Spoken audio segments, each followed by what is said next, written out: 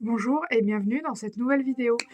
Je me suis dit que j'avais pas vraiment fait le point sur mes dernières lectures de fin d'année 2024, donc ça serait fin novembre, début décembre. Et je me suis dit que ça serait bien de conclure du coup cette année 2024 en vous présentant mes dernières lectures. En novembre, j'ai lu Le Petit Prince. Alors, c'était plutôt une relecture parce que je l'avais étudié au collège. Et je me suis dit: «Tiens, ça fait longtemps que je l'ai pas relu». J'avais un peu envie de le redécouvrir et tant mieux parce que j'avais complètement oublié la fin alors que je pense que c'est un des éléments très marquants de la lecture. Le Petit Prince, c'est un conte classique qui parle du coup de l'histoire du petit prince qui quitte sa planète pour, entre guillemets «découvrir le monde» et il lui arrive des aventures si jamais vous ne connaissez pas du tout Le Petit Prince. Alors le livre est très très court, hein, il fait même pas 200 pages, 115 max. Donc si jamais un jour vous avez envie de découvrir Le Petit Prince, je vous le conseille, hein. C'est une lecture rapide, vous prenez une demi-heure devant vous, vous le relisez. Et c'est une très jolie histoire, donc voilà. Alors là, je vais avoir du mal à vous dire le titre parce que mon anglais est déplorable, mais Loves to Love You, Loves to Love You, de Ali Hazelwood, bien évidemment. C'est des nouvelles qu'elle a écrites il y a quelques temps et ils ont décidé de les regrouper vu que c'est en gros on suit un groupe de copines. Donc je vous en avais déjà parlé dans une vidéo, dans mes derniers achats, dans un haul livre, enfin voilà, je l'avais acheté, là je l'ai terminé en fin d'année dernière. Les 3 histoires m'ont plu. Je pense que celle qui m'a le moins plu, c'était la deuxième qui était le couple d'architectes, mais elle n'en reste pas moins une très bonne histoire, hein. C'est juste mes goûts personnels, voilà. J'ai beaucoup aimé la première, j'ai adoré la troisième, et la deuxième, bah vu forcément enfin, pour moi, il me paraît difficile qu'on aime toujours la même chose au même niveau. Voilà, j'ai trouvé un peu plus faiblarde, mais elle reste hyper cool et j'ai beaucoup aimé la dynamique du couple, ce côté un peu coup de foudre de on aime les mêmes choses, on s'y attendait pas. Donc voilà, je sais que j'ai vraiment aimé ce livre et je vous le conseille, hein, si vous aimez les romances ou si vous avez envie de lire des histoires un peu plus courtes. Donc vous n'êtes pas obligé de tout lire d'un coup. Enfin voilà, si vous avez envie de nouvelles, d'histoires d'amour, voilà. C'est de la romance pure et dure, mais ça fait du bien. Le premier couple qu'on suit, en fait, la jeune fille a hérité d'une maison, sauf qu'elle a hérité de la moitié de la maison. L'autre moitié appartient au neveu de la dame qui lui a légué sa maison. Et en fait, ils vont devoir cohabiter sous le même toit, qui va entraîner une situation cocasse, voilà. Elle a l'impression qu'il peut pas la blairer. En même temps, elle se pointe un jour et elle lui dit bonjour, j'ai besoin d'habiter chez vous. Il habite là depuis des années, vous comprenez qu'il n'apprécie pas forcément le squattage, quoi. Voilà, la deuxième histoire, du coup, c'est une jeune femme qui bosse dans un cabinet d'architecte privé. Elle tombe sur un homme dans une pâtisserie qui veut bien lui céder le dernier croissant car elle est très superstitieuse. Elle est très superstitieuse et elle a des habitudes qu'elle fait avant chaque contrat. Et il faut à tout prix qu'elle mange ce croissant de cette boulangerie alors qu'il est immonde. Et il n'y en a plus, du coup elle commence à paniquer en se disant qu'à cause de ça, elle ne va pas pouvoir conclure son nouveau contrat. Et la personne de voile qui a acheté le dernier croissant lui cède et en fait il s'avère qu'ils travaillent dans le même immeuble où elle travaille elle aussi et ils vont se croiser, tout ça, voilà. La dernière histoire qui est là, c'est une jeune femme qui part en expédition dans le pôle Nord, je crois, et il lui arrive une tuile et un beau jeune homme qu'elle a fréquenté des années plus tôt, enfin fréquenté, ils ont eu une nuit ensemble, une nuit, bref, ils ont eu un coup de foudre il y a quelques années, mais ils ne cherchaient pas les mêmes choses en termes de relations, du coup, ça n'a abouti à rien. Des années plus tard, ils se retrouvent à bosser ensemble. Alors, je crois pas qu'ils bossent pour la NASA, mais elles bossent pour des gens importants qui font des expériences qui pourraient s'avérer vraiment très utiles. Non, mais c'est peut-être la NASA, hein, j'arrive pas à retrouver l'info là dans le livre. Du coup, voilà, elle se retrouve avec ce garçon qu'elle a fréquenté plus tôt. Et bien sûr, il y a encore quelque chose entre eux des années après. Mais vous savez, hein, à chaque fois que je vous parle d'Ali Hazelwood, j'adore sa plume. Vraiment, je lis tout ce qu'elle sort, tout ce qui est publié en France, qui est d'elle, je le lis. Donc voilà.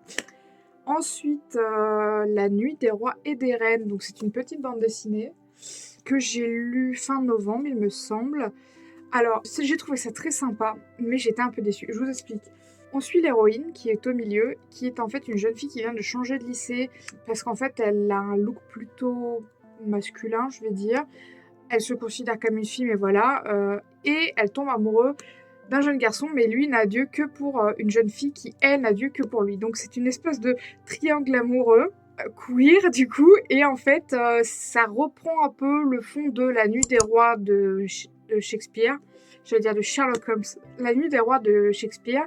Donc il y a un côté féerique parce qu'il me semble dans La Nuit des Rois, il me semble qu'il y a de la fantaisie, des fées, des êtres, des créatures fantastiques, et du coup tout ça dans un aspect high school parce qu'on suit du coup ses aventures au lycée. Et je ne saurais pas vous expliquer, mais pour moi je m'attendais à un truc incroyable. En plus il y avait un bandeau, je ne sais pas si je l'ai gardé, si, où c'était une citation d'Alice Oseman, l'autrice de Heartstopper, et vous le savez, à chaque fois que j'en parle, j'adore Heartstopper, la série, les livres, tout ça. D'ailleurs, en ce moment, je suis en train de lire un livre d'elle. Voilà, je suis en train de lire actuellement I Was Born for This de Alice Oseman. Et du coup, quand j'ai vu qu'elle avait écrit, donc qu'est-ce qu'elle a écrit ? Magique rempli de références queer, avec en plus le génie des comédies shakespeariennes, ce livre est un enchantement. Moi, je me suis dit, ça va être un gros banger, si je puis me permettre. Et en fait, je ne saurais pas vous expliquer, mais c'est comme s'il manquait, genre, le double. Genre, je me suis dit, c'est super, l'idée cool, mais c'est pas assez développé. La conclusion, j'ai trouvé qu'elle arrivait trop tôt. Ils ont développé certains personnages, mais on sent qu'il y en a d'autres qui ont un peu été délaissés. Notre jeune fille noire avec qui traîne, je ne la vois pas là dans les pages. J'étais en mode, c'est un personnage secondaire que j'aimerais qu'on mette plus en avant. Enfin, oui, elle là, on la voit là. Qui est queer, on la voit un peu en fond, vite fait, mais voilà. Même le garçon dont elle tombe amoureuse, l'espèce de gothique, le poète gothique là, en fait il est très peu développé, donc on se dit attends, elle l'aime bien parce qu'il écrit de la poésie et qu'il est sombre, mais pourquoi, genre, enfin ça fait très cliché, et au final c'était une bonne lecture, hein. J'ai pas passé un mauvais moment. Pour moi, il manquait quelque chose. Alors ça se trouve, ils ont été obligés de faire ce format-là, hein. Ça se trouve, c'est pas du tout de la faute des auteurices et des illustratrices, voilà. Mais voilà, il fait 158 pages, c'est trop court. Je suis désolée, c'est trop court, il fallait développer plus. J'hésite à vous en parler, mais je vais vous en parler rapidement. Je ne l'ai pas en physique parce que je l'ai lu sur Webtoon, parce qu'il m'arrive de lire quelques Webtoons. Je vous ai déjà parlé dans une des dernières vidéos de mes meilleures lectures de 2024 de L'Or Olympus, qui a été pour moi un gros coup de cœur, hein. Vraiment, genre en 2024, j'ai tout lu sur Webtoon jusqu'au bout. Et ils sont sortis en physique, donc c'est pour ça que je pense que je peux, même si c'est pas sorti en physique, en fait, je pense que je peux me permettre de vous parler de certains webtoons, mais je pensais faire peut-être une vidéo pour vous parler genre de mes webtoons préférés, même si beaucoup souvent sont en pause ou qui ne sont pas terminés. J'ai lu Cursed Princess Club, je vous mettrai un visuel, voilà. Et en fait, je l'ai un peu lu comme ça. Je m'ennuyais, j'étais genre, pour vous dire, j'étais dans la salle d'attente d'un médecin. Je savais pas quoi faire, je me suis dit, ne perds pas ton temps, lis. Bon, je n'avais pas de livre avec moi, mais j'ai Webtoon sur mon téléphone et j'ai lancé Princess Curse Club. Je veux dire Curse parce que voilà. Je suis désolée hein, si je prononce mal. Et du coup, j'ai lu les premières pages et en fait, ça m'a tout de suite fait rire. Et je voyais pas où voulait en venir l'histoire. En fait, c'était très bien. Au début, je me suis dit, les dessins sont vraiment basiques. Je veux pas être méchante, donc les dessins étaient vraiment basiques. Et en fait, plus le truc avançait, plus j'étais en mode, mais j'adore. Et j'ai tout lu jusqu'à là où ça s'arrête, du coup, sur Webtoon. Et je suis affligée de ne pas voir la fin. Ça se termine en plus dans un moment extrêmement épique où il se passe beaucoup de choses, tout ça. Ça parle d'une jeune fille qui, à part dans sa famille, n'a pas beaucoup de contact avec l'extérieur car son père est très protecteur avec elle, ses sœurs et son frère. Donc elle a 2 sœurs aînées, un frère, ils le disent pas clairement, mais jumeaux. Et il s'avère que... Alors, comment le dire poliment ? Dans sa famille, tout le monde est beau, sauf elle. Je vais le dire comme ça. Voilà, elle n'a pas un physique facile. Et le problème, c'est que vu qu'elle n'a jamais trop été en contact avec l'extérieur et que sa famille l'aime et que eux, ils ont toujours été habitués à sa tête, hein, elle a toujours été comme ça, en fait, elle ne sait pas qu'elle est disgracieuse. Ouais, j'essaie de pas dire le mot moche, mais je vous jure, c'est très dur. Voilà, elle ne sait pas, en fait, que elle est moche, sauf qu'un jour, elle est fiancée à un prince où il y a un quiproquo parce que du coup, les 3 princes qui doivent épouser 3 princesses, en fait, pensent que son frère, qui est tellement beau, en plus il a les cheveux roses, un peu longs, les yeux bleus, donc il a un physique assez androgyne qui tire sur le féminin. Du coup, il y a un quiproquo et en fait, le prince découvre que sa fiancée c'est Gwendoline, du coup, l'héroïne, qui n'est pas très jolie. Et en fait, on comprend plus ou moins vite dans l'histoire, enfin moi je l'ai compris très tôt, mais je peux comprendre que ça arrive plus tard, que en fait Gwendoline tient beaucoup de sa mère et que sa mère, il n'y a pas de portrait d'elle dans le château. Enfin, on ne sait pas à quoi ressemble sa mère, mais on comprend que Gwendoline lui ressemble beaucoup. Le prince va dire à ses frères qu'elle est hideuse, sauf que malheureusement, elle va l'entendre et ça va créer, enfin, ça va engendrer des histoires, tout ça. Mais de l'autre côté, vers que après cette déclaration du prince qu'elle a surprise, elle s'enfuit du palais et elle s'enfonce dans la forêt juste à côté. Et dans cette forêt, il y a une maison. Enfin, une maison, plutôt un beau manoir, hein. C'est vraiment une belle bâtisse, où il se trouve qu'il y a plusieurs princesses maudites. Et ces princesses maudites se réunissent parce que souvent, en fait, elles sont rejetées de leur famille et elles l'accueillent à bras ouverts, sauf que elle n'est pas maudite, elle est juste moche. Donc, bref, je pense que si vous n'êtes pas happé par ce teasing, je ne peux rien pour vous, c'est pas grave, ne le lisez pas, hein, mais je vous jure que ça vaut le détour, c'était tellement drôle, j'ai adoré, c'était vraiment, je l'ai pas mis dans mes lectures coup de cœur de 2024, mais je vous jure que c'était vraiment très haut dans mes lectures de l'année parce que c'était trop bien. Donc voilà, j'ai un peu essayé de le savourer, de pas tout lire d'un coup, j'ai pris du temps pour le lire, mais je l'ai quand même lu assez rapidement parce que j'en pouvais plus d'attendre. Alors je ne l'ai pas là avec moi parce qu'encore une fois, je vous dis souvent que je lis des mangas ou tout ça d'une copine, c'est normal, à chaque fois que je vais chez elle, je lis des mangas, des BD. Donc là, je ne l'ai pas avec moi, mais j'ai lu L'inspiration voyage à Yakushima.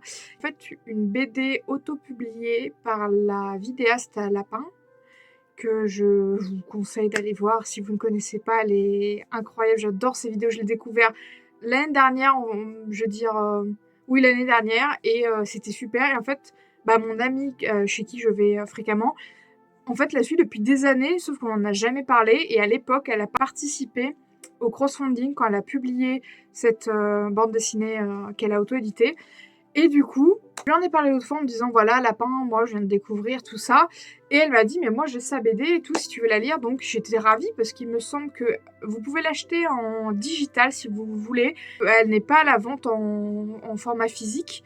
D'ailleurs j'ai galéré à trouver une image donc je vous la mettrai. Alors qu'est-ce que ça raconte? En fait, il y a quelques années, elle a pris un visa travail-vacances, je crois que ça s'appelle, pour aller au Japon pendant 1 an.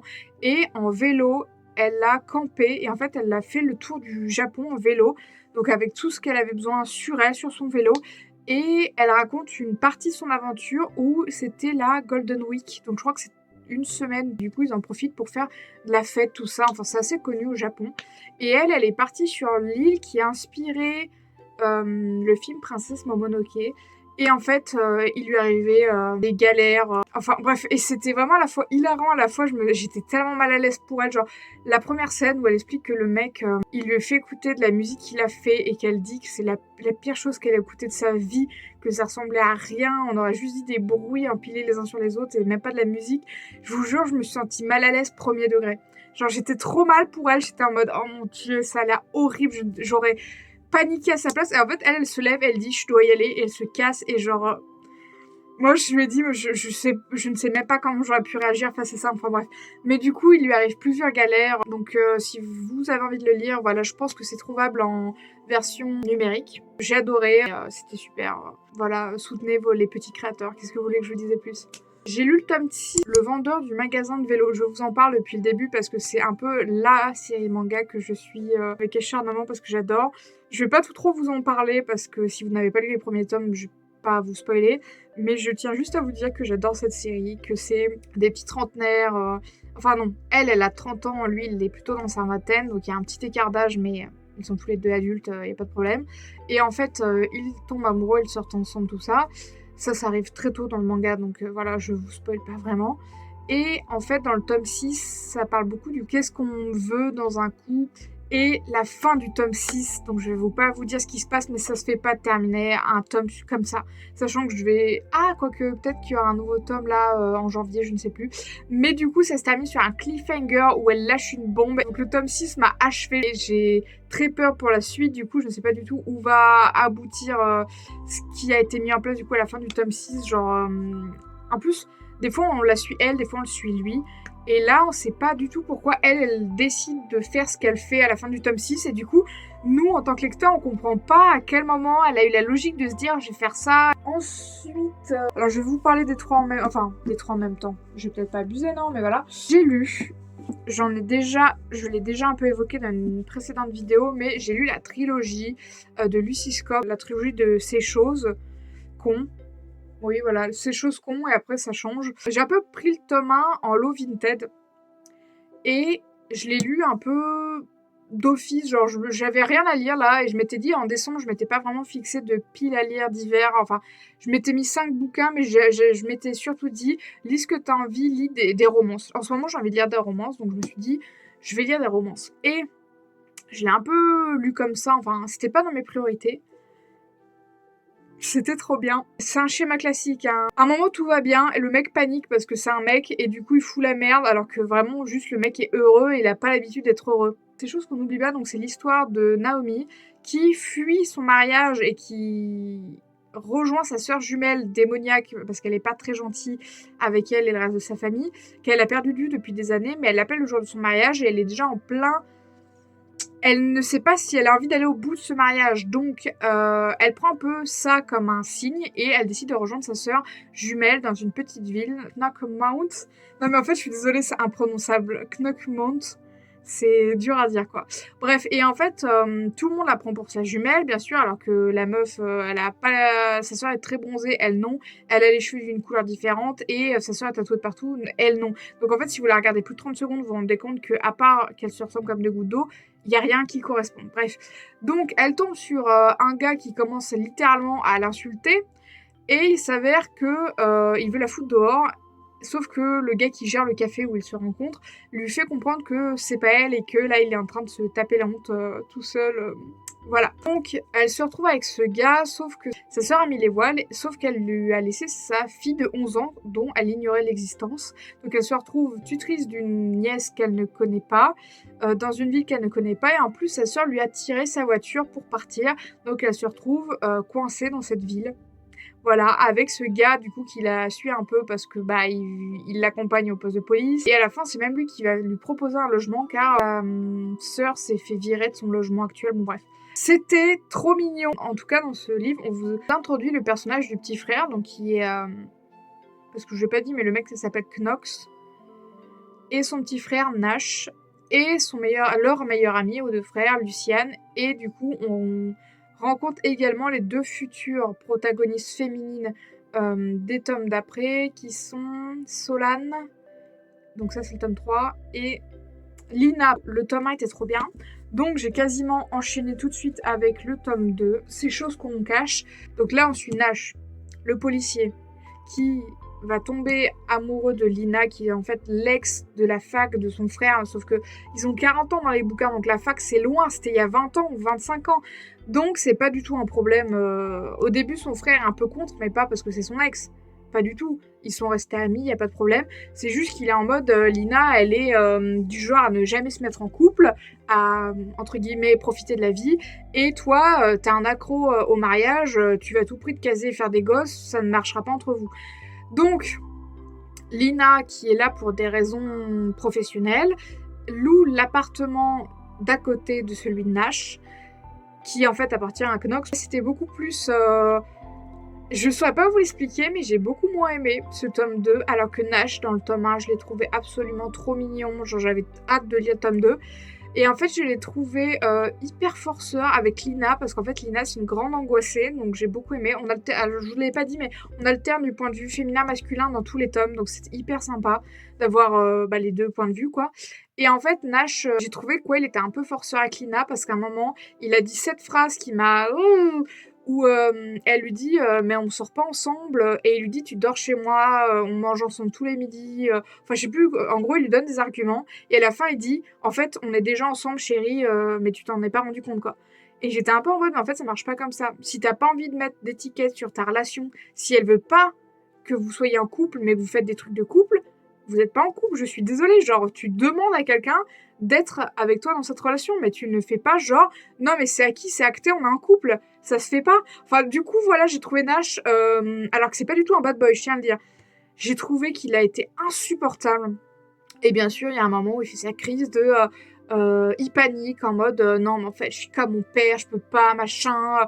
Du coup, il la fout dehors alors que le mec, il a tout fait pour qu'elle cède et qu'elle rompe les barrages qu'elle s'était fixés avec les hommes pour être avec lui. Bon, il se rend compte tout de suite de sa connerie, il lui court après. Mais du coup, j'étais en mode voilà, fallait forcément qu'à un moment, il fasse le connard parce que il y a ce truc des 80%.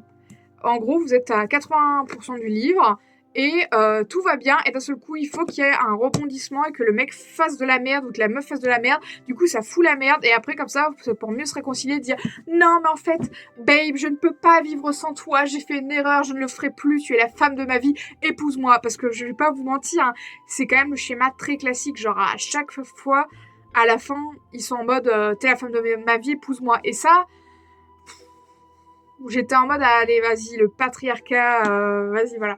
Bon bref, donc j'étais un peu plus saoulée pour ce tome 2 même si j'ai pas passé un mauvais moment de lecture, mais disons qu'il y a eu un moment où j'ai levé les yeux au ciel pendant genre 5 chapitres où j'étais en mode genre vraiment on est dans ce cliché là. Et le tome 3 j'appréhendais de ouf, du coup je me suis dit non mais c'est bon, ça va me saouler. Pas du tout. Alors déjà, c'est une petite bibliothécaire, l'héroïne, donc j'ai trop aimé. Elle a des lunettes, ce qui est quand même rare, des personnes lunettes. Et en fait, là, on suit Luciane. Donc, je vous ai dit, c'est le meilleur ami des deux frères Morgan. Ils s'appellent, leur nom de famille, c'est les frères Morgan. Et en fait, Luciane, c'est le mec qui est parti de rien, qui vient d'une famille. Donc, ça parle de violence familiale. Il a été maltraité par son père enfant, tout ça. Mais ça allait loin. Genre, il a failli le tuer, lui et sa mère. Enfin, bref. Et du coup, Luciane, il part, voilà, de très bas, tout le monde le prenait pour un voyou, tout ça. Et le mec, il a 40 ans, il gère un business de ouf, il est pété de thunes, tout ça. Et en fait, on comprend que quand il était ado, il était amoureux de Solane, donc la bibliothécaire de la ville où tous les romans se passent. Et en fait, peut-être qu'il n'a jamais arrêté de l'aimer. On ne sait pas. Et en fait, il a toujours eu un œil sur elle, alors que, en fait, on ne sait pas vraiment pourquoi. Je vais pas vous spoiler parce que ça arrive plus tard dans le livre, mais quand ils étaient ados, ils étaient amis en cachette. En fait, lui, il venait chez elle parce qu'ils étaient voisins. Et genre vraiment, il y a le truc hyper cliché, mais moi, je suis hyper friand de ça. Il y a un arbre à côté de sa fenêtre et lui, il escaladait l'arbre et venait la voir dans sa chambre et tout. Et en fait, il a fini par devenir ami, genre de la famille. Genre ses parents le connaissaient, l'invitaient à manger, tout ça. Et en fait, il s'est passé un événement dramatique qui a fait qu'ils se sont séparés, qu'ils se sont engueulés, enfin séparés, ils sortaient pas ensemble, je te le dis, ils étaient amis. Il y a eu un événement dramatique qui a fait qu'ils se sont séparés en mauvais termes et pendant des années, les rancœurs ont continué. Mais Luciane a quand même gardé contact avec ses parents à elle, tout ça. Mais lui, ils se sont jamais reparlé jusque dans le tome 1 où ils se recroisent des années après. Du coup, le tome 1 et 2, c'est un peu, vous le savez, le préquel de ce tome-là. Mais du coup, c'est là où ils reprennent contact peu à peu. Et j'ai pas envie de dire que c'était mon tome préféré parce que le tome 1 m'a vraiment, je vous jure, je l'ai adoré. Ah, je sais pas. Est-ce que c'est mon préféré? En fait, j'aime trop les romances c'était des gamins immatures et ils grandissent et ils se rendent compte que, en fait, ils s'aimaient vraiment et ils sont passés à côté de quelque chose de beau et la scène de sexe, parce qu'il y a toujours, on va dire, la première scène de sexe. J'ai adoré. Genre juste, tu te dis, vont pas faire ça, Voilà, bref, mais du coup, et j'ai trouvé que même les scènes de sexe étaient beaucoup plus originales que les deux autres, parce que les deux premiers tomes étaient assez répétitifs, j'ai trouvé, dans le schéma. Là, c'était un peu plus osé, et j'ai beaucoup aimé. Bon, bref, mais du coup, je sais pas si je vous ai donné envie de les lire, mais sachez qu'en tout cas, cette trilogie, je l'ai dévorée, voilà, en décembre, ça a été mes lectures principales. C'était super. Voilà, Lucy Score, je n'ai rien lu d'autre d'elle pour l'instant, du coup, mais je me dis que si c'est aussi bien que ça, et pourquoi pas. Ensuite, j'ai lu Le Chevalier Imberbe. Alors, je vous l'ai présenté dans une vidéo. Je vous en ai déjà parlé, en tout cas dans mes meilleures lectures 2024, car ça a été un livre que j'ai attendu toute l'année. Le Chevalier Imberbe, donc c'est de Thermos le Thermos.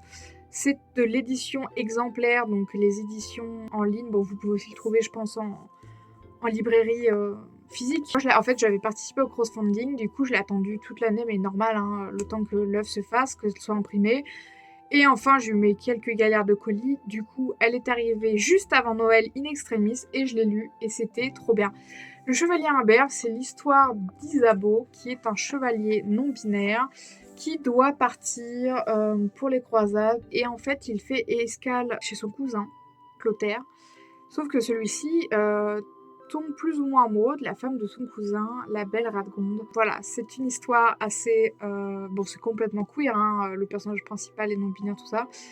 Et c'était trop bien, j'avais déjà lu et j'ai déjà Genderflu de la même auteurice. Vraiment, je suis fan de tout ce qu'elle fait, bref. Donc, c'est une romance queer médiévale. Bon, vous voyez, Radgonde a un scooter, donc j'allais dire des anomalies. Vous voyez ce que je veux dire? C'est une petite BD, ça, alors pareil, ça se lit très vite, mais je pense que je vais la relire plusieurs fois.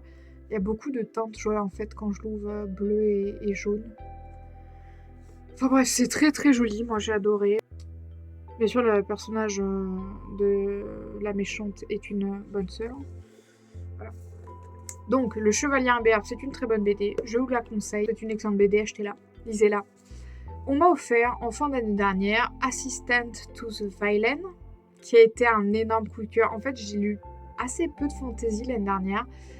Et me replonger dans un univers comme ça, en plus, ça a été mais incroyable. Genre, je pense que le fait de ne pas en avoir lu pendant un bon moment, de replonger dedans, ça a été encore un plus grand plaisir et c'était délicieux. Sauf que le problème, c'est que je ne savais pas que c'était une trilogie.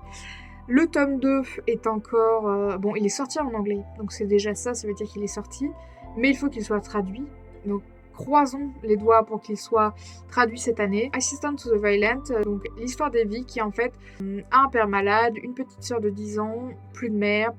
Donc, elle est obligée de bosser, sauf que son dernier employé était un vrai con, du coup elle cherche un nouveau travail, et il s'avère que elle tombe sur le vilain, qui est en gros recherché par le roi, qui lui met des bâtons dans les roues, enfin bref, c'est le méchant qui se bat contre le roi. Alors le roi il a l'air d'être relativement apprécié, mais voilà. Et en fait elle tombe sur lui, sauf qu'il n'est pas du tout comme sur les avis de recherche, c'est-à-dire vieux et dégueulasse, il est plutôt bel homme, brun, les yeux noirs, et en fait... elle a une espèce de franc-parler. En fait, tout ce qu'elle pense, elle le dit. Et en fait, ça le désarme un peu, mais en même temps, il se dit que d'une certaine manière, elle est un peu dangereuse. Et en fait, ça l'intrigue. Donc, il lui propose un boulot parce qu'elle lui explique qu'elle a besoin d'un taf. Et il lui dit, bah, venez bosser chez moi. Au début, réticente, elle va finir par accepter. Et en fait, il y a vraiment ce côté... les romances qui se passent au boulot, du coup. Il y a vraiment ça, sauf que ça se passe pareil dans un univers un peu de conte. Donc je veux dire, c'est pareil, c'est un peu médiéval. J'ai pas trop envie de trop vous en dire, mais moi, ça a été vraiment un gros coup de cœur. J'ai adoré comment elle l'a écrit. Pareil, c'est un livre où on voit le point de vue féminin et masculin. Donc pareil, on peut voir les deux côtés. Et en fait, à la fin du tome 1, ça n'a pas pu mieux se finir pour moi. Genre vraiment, j'ai lu la fin du livre. J'ai dit quoi? Ça va dépoter dans le tome 2. Sauf que le problème, c'est que je peux pas voir le tome 2 maintenant. Voilà, donc il n'y a pas de date encore, je crois, annoncée pour le tome 2. Mais le jour où il sort, croyez-moi, je ferai la queue devant la librairie et à l'ouverture parce que c'est insupportable, insoutenable de ne pas voir la suite. Et le vilain était un personnage absolument trop mignon. Et je crois qu'aussi ça me plaît. En fait, ça m'a un peu fait penser à Prince Cruel de Holly Black. Et bah, sachez que je l'ai lu en 2023. Je l'ai adoré. Ce côté, en fait, où leur relation prend beaucoup de temps. En fait, dans Le Prince Cruel, chaque tome parle de beaucoup de choses. La romance est vraiment très secondaire. Et en fait, dans Le Prince Cruel, vraiment, il se passe beaucoup de temps dans les romans avant que leur relation se concrétise vraiment, parce qu'on ne sait jamais trop ce que pense l'autre. Parce que dans Le Prince Cruel, on n'a que le point de vue de l'héroïne. On ne sait pas ce que pense le prince. Des fois, il se passe des trucs entre eux, mais on ne sait pas s'ils font ça, entre guillemets, par jeu de pouvoir, ou s'ils sont sincères, ou s'ils ressemblent vraiment. Donc il y a toujours un côté, on sait pas trop si ça avance, ou si c'est juste comme ça, ou si c'est genre juste pour être cruel, vu que c'est Le Prince Cruel. Rien que d'en parler, j'ai envie de les relire, c'était tellement bien. Bref, Assistant to the Violent, il y a ce côté-là où ils se plaisent, on sent qu'ils sont attirés l'un par l'autre. Il y a une scène de « Oh my god, qu'est-ce qui vient de se passer ?» Sauf qu'en fait, il y a une espèce de quiproquo. Du coup, en fait, ça annule l'effet de cette scène. Et c'était, je vous jure que mon cœur a bondi plusieurs fois dans ma poitrine en mode « Oh mon Dieu, c'est trop mignon !» C'était trop bien. Voilà, donc c'était le dernier livre dont je voulais vous parler. Mais vraiment, Assistant to the Violent, ça a été incroyable. Genre, C'est vraiment de la cozy fantasy, si vous avez envie de lire un truc tout doux, trop mignon, un peu fantastique. En plus, le twist de fin, je l'ai pas du tout vu venir, donc j'ai trouvé ça super. C'était super. C'était trop bien. C'était... J'ai pas d'autres descriptifs pour dire c'était trop bien, c'était super, donc c'était trop bien, c'était super, pour la 3e fois. Voilà, donc je vous le conseille fortement. Voilà, je l'ai dévoré vraiment. On me l'a offert à Noël, donc le 25. Je l'ai terminé le 27, pour vous dire. Donc c'est tous les livres que j'avais à vous présenter. Donc j'espère que cette vidéo vous aura plu, que ça vous aura donné envie de lire, que ça vous aura donné des envies de lecture. Et puis voilà, je vous dis à la prochaine. Ciao!